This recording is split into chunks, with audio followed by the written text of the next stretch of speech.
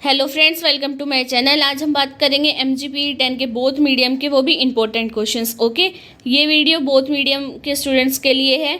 अगर ये सब्जेक्ट किसी का इंग्लिश में है तो उसके लिए भी है, अगर ये सब्जेक्ट किसी का हिंदी में है तो उस स्टूडेंट के लिए इम्पोर्टेंट है, वो भी एग्ज़ाम के पॉइंट ऑफ व्यू से। ओके, और ये वीडियो को बिना स्किप कर देखना, ताकि अगर मैं कोई भी इम्पोर्टेंट इन्फॉर्मेशन दूँ आपको, वो आपसे स्किप ना हो। ओके, वीडियो स्टार्ट करने से पहले मेरे चैनल को सब्सक्राइब कर देना, साथ में बेल आइकन को प्रेस कर देना, ताकि मैं जो भी वीडियो डालूँ उसकी नोटिफिकेशन आपके मोबाइल फ़ोन पर आ जाए और आप उससे रिलेटेड अपनी क्वेरी सॉल्व कर सके, उस वीडियो से रिलेटेड। ओके, तो चलो देखते हैं कौन कौन से इंपॉर्टेंट क्वेश्चंस हैं। Let's start the video. Let's start. अगर कोई मेरे चैनल पर नया है और उसको नहीं पता है कि मैं किस वे से आपको इंपॉर्टेंट क्वेश्चंस दिखाती हूँ, तो फर्स्ट ऑफ ऑल मैं उनको रिमाइंड करा देती हूँ, बता देती हूँ कि जो मेरे को इंपॉर्टेंट क्वेश्चन लगते हैं वो मैं आपको पहले दिखाऊंगी वन बाय वन, वो भी इंग्लिश में भी और हिंदी में भी। ठीक है, देन उसके बाद मैं आपको एक सीक्वेंस दूंगी, आपको उस सीक्वेंस के अकॉर्डिंग ही अपने क्वेश्चन प्रिपेयर करने हैं, वो भी एग्जाम के पॉइंट ऑफ व्यू से। ओके, तो आप लोगों का फर्स्ट क्वेश्चन है, what is meant by the term conflict assessment, discuss its relevance for conflict resolution. Okay, English वालों के लिए। और हिंदी में क्या हो जाएगा, संघर्ष मूल्यांकन शब्द का क्या अर्थ है, संघर्ष समाधान के लिए इसकी प्रासंगिकता पर चर्चा करें। ओके, देन सेकंड आता है आपका, discuss the role of world bank and IMF in dealing with countries merging from conflict. Okay, और हिंदी में क्या हो जाएगा, संघर्षों से उभरने वाले देशों से निपटने में विश्व बैंक और IMF की भूमिका पर चर्चा करें। ओके, देन थर्ड क्वेश्चन आता है आपका, what in your assessment are the major factor which affect the curve of conflict management. Okay, और हिंदी वालों के लिए क्या हो जाएगा, आपके आकलन में वे कौन से प्रमुख कारक हैं जो संघर्ष प्रबंधन के पाठ्यक्रम को प्रभावित करते हैं। ओके, देन फोर्थ आता है आपका, right a descriptive note on modes of conflict management. और हिंदी में क्या हो जाएगा, संघर्ष प्रबंधन के तरीकों पर एक वर्णनात्मक नोट लिखें। देन फिफ्थ आता है आपको question, trace the antecedents and the autonomy of violence and conflict in Nagaland. और हिंदी वालों के लिए क्या हो जाएगा, नागालैंड पर हिंसा और संघर्ष की पूर्ववृत्त और स्वायत्तता क्या है, वो बताना है आपको। ओके, देन आपका सिक्स्थ आता है, define the term conflict transformation and describe the different approaches on it. Hindi वालों के लिए हो जाएगा, संघर्ष परिवर्तन शब्द को परिभाषित करें और उस पर विभिन्न दृष्टिकोणों का वर्णन करें। ओके, देन सेवन्थ में मैंने आपको सब पार्ट दे रखे हैं, तो सेवन्थ का फर्स्ट क्या होगा, non violent approaches to conflict transformation. ये तो इंग्लिश वालों के लिए था। अब हिंदी वालों के लिए क्या हो जाएगा, संघर्ष परिवर्तन के लिए अहिंसक दृष्टिकोण बताना है आपको। ओके, देन आपका आता है एथिक एंड मोरालिटी, आचार विचार और नैतिकता पर बताना है। देन आता है आपका Gandhi's concept of swaraj, how does it lead to Sarvodaya and Antyodaya.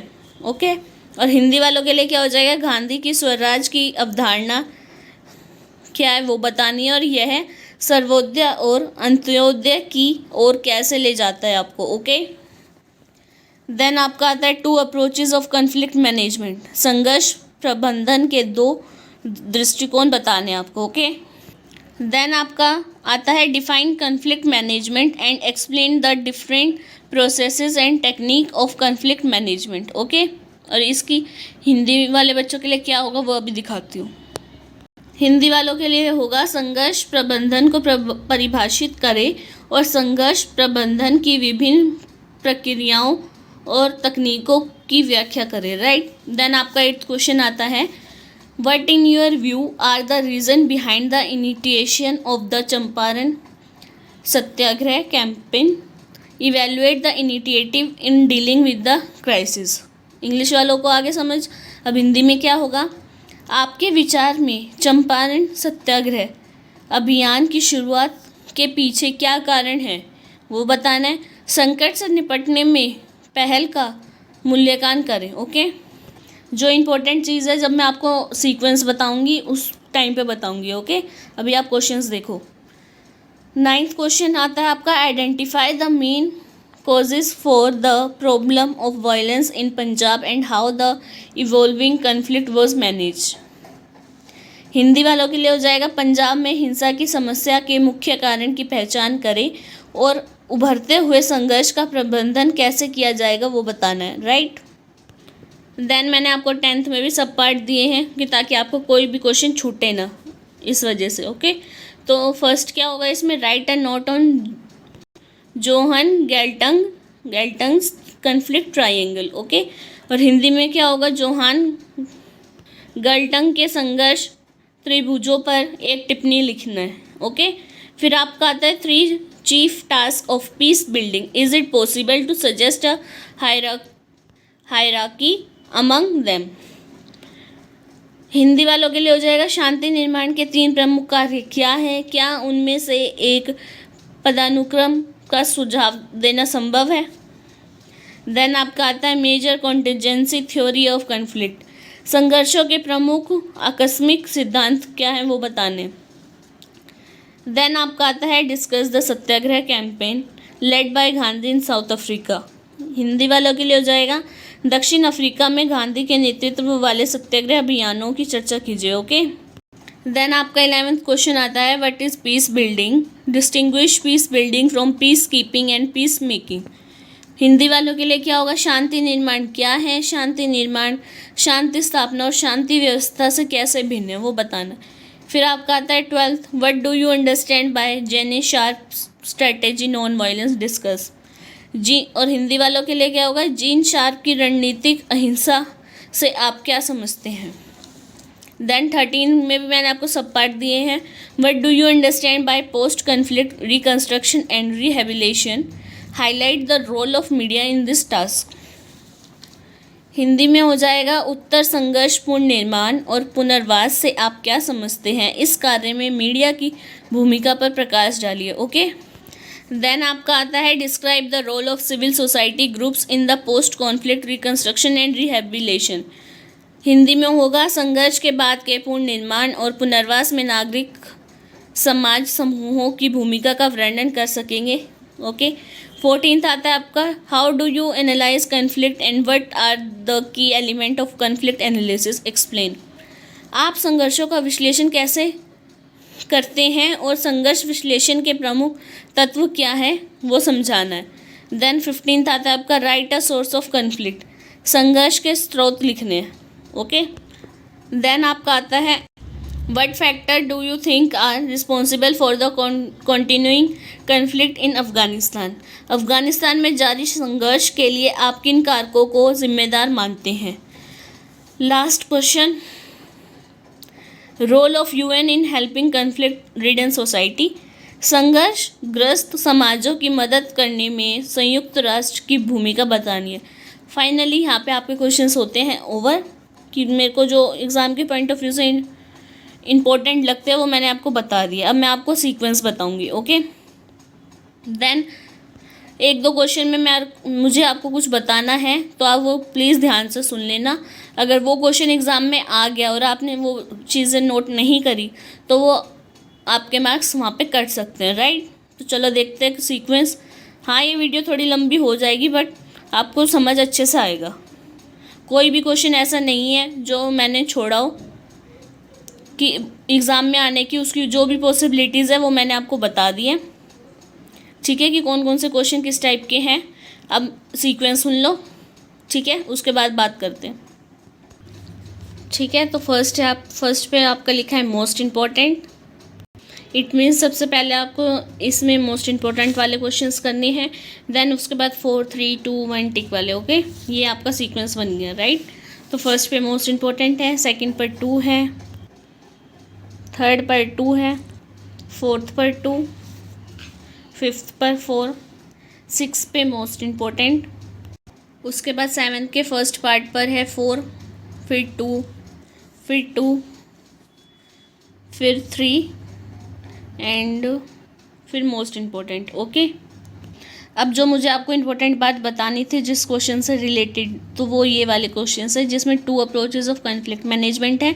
Then उसके बाद आपका क्वेश्चन ये है जो मोस्ट इंपॉर्टेंट लिखा हुआ है, define conflict management and explain the different processes and technique of conflict management. Okay, तो इस क्वेश्चन में आपको करना क्या है कि इससे रिलेटेड जो कॉन्फ्लिक्ट मैनेजमेंट है उससे रिलेटेड आपको हर पॉइंट याद रखना है। ओके, जैसे इसके ऑब्जेक्टिव हो गए, सिग्निफिकेंस हो गया, इसकी डेफिनेशन हो गई, अप्रोचेस हो गए, ये सारी चीज़ें आपको क्वेश्चन में याद कर कर जानी है एग्ज़ाम में, राइट।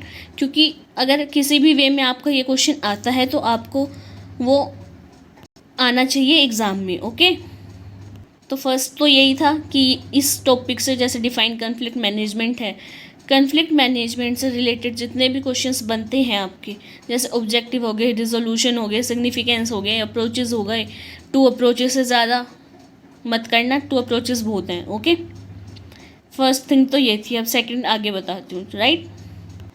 देन मोस्ट इम्पोर्टेंट, फिर 9 पर 3, 10 पर मोस्ट इम्पोर्टेंट, 10 के फर्स्ट पर, फिर आपका आता है 2, फिर 3, फिर 3, फिर 4। अब इस क्वेश्चन पे आ जाओ। अब जो ये क्वेश्चन है, what is peace building, distinguish peace building from peace keeping and peace making. Okay, मैंने एरो लगा के ऊपर भी ये क्वेश्चन लिखा हुआ है, what are challenges involved in it. Okay, ये क्वेश्चन तो आप करोगे, ठीक है, 4 बार टिक है। ओके, देन उसमें आपको इंक्लूड क्या करना है कि इसके क्या क्या चैलेंजेस इन्वॉल्व थे, ठीक है, वो भी आपको अच्छे से प्रिपेयर करके जाना है। अगर वो क्वेश्चन आ जाता है, आपसे पूछ लिया जाता है, अगर what is peace building and what are the challenges involved in it, okay, तो आपको वो क्वेश्चन आते हों। इसलिए मैंने आपको बता दिया कि अगर इस टॉपिक में से भी आपका कोई क्वेश्चन आए तो वो आप एग्ज़ाम में अटेम्प्ट कर कर ही आओ, छोड़कर मत आना। इसलिए मैंने आपको जो इम्पोर्टेंट बात थी इस क्वेश्चन में वो भी बता दी। ओके, एंड देन वो वाले क्वेश्चन में भी कॉन्फ्लिक्ट मैनेजमेंट और ये वाला पीस बिल्डिंग वाले टॉपिक अच्छे से करके जाना। अगर इसका किसी भी वे में आपको क्वेश्चन आते हैं एग्ज़ाम में तो आप अच्छे से लिख कर आओ उसको, ठीक है, छोड़कर मत आना बिल्कुल भी। अब मैंने आपको ये चीज़ बता दी है, राइट। तो आगे देखते हैं क्वेश्चंस। देन आपका आता है 3, फिर 2, फिर 2, फिर 4,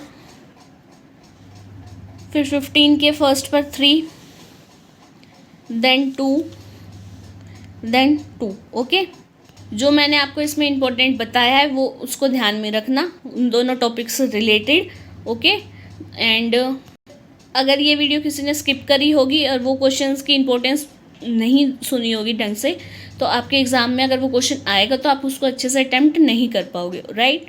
तो चलो, आज की वीडियो कुछ ज़्यादा ही लंबी हो गई, बट कोई नहीं, इसमें आपका सारे टॉपिक कवर कर दिए मैंने, जितने मेरे को इंपॉर्टेंट लगते थे उसके अकॉर्डिंग मैंने आपको क्वेश्चंस बता दिए इंपॉर्टेंट, और आपको अब सीक्वेंस भी दे दिया है। ओके, अगर अभी भी किसी की कोई क्वेरी हो तो वो इस वीडियो के कमेंट सेक्शन में लिख देना, ताकि मैं आपके एग्ज़ाम से पहले आपकी वो क्वेरी सॉल्व कर सकूँ। ओके, और हाँ, आपकी इस वीडियो से हेल्प हुई हो तो इसे अपने फ्रेंड के साथ ज़रूर शेयर करना, ताकि उसका भी, अगर ये सब्जेक्ट है इंग्लिश में हो चाहे हिंदी में हो, ये दोनों मीडियम में मैंने आपको ये वीडियो प्रिपेयर करके दे दी है, तो उसकी भी हेल्प हो सके। ओके, और हाँ, वीडियो एंड करने से पहले मेरे चैनल को सब्सक्राइब कर देना, साथ में बेल आइकन को प्रेस कर देना, ताकि मैं जो भी वीडियो डालूँ उसकी नोटिफिकेशन आपके मोबाइल फ़ोन पर आ जाए और आप उससे रिलेटेड अपनी कोई भी क्वेरी सॉल्व कर सकें। ओके, और साथ साथ मेरी वीडियो को लाइक भी करो, शेयर भी करो एंड कमेंट भी करो। क्वेश्चंस भी बहुत सारे थे जो इंपॉर्टेंट है आपके एग्ज़ाम के पॉइंट ऑफ व्यू से, मैं नहीं चाहती थी कि आपका कोई भी क्वेश्चन मिस हो। देन आज की इस वीडियो में इतना ही। Thank you for watching my video.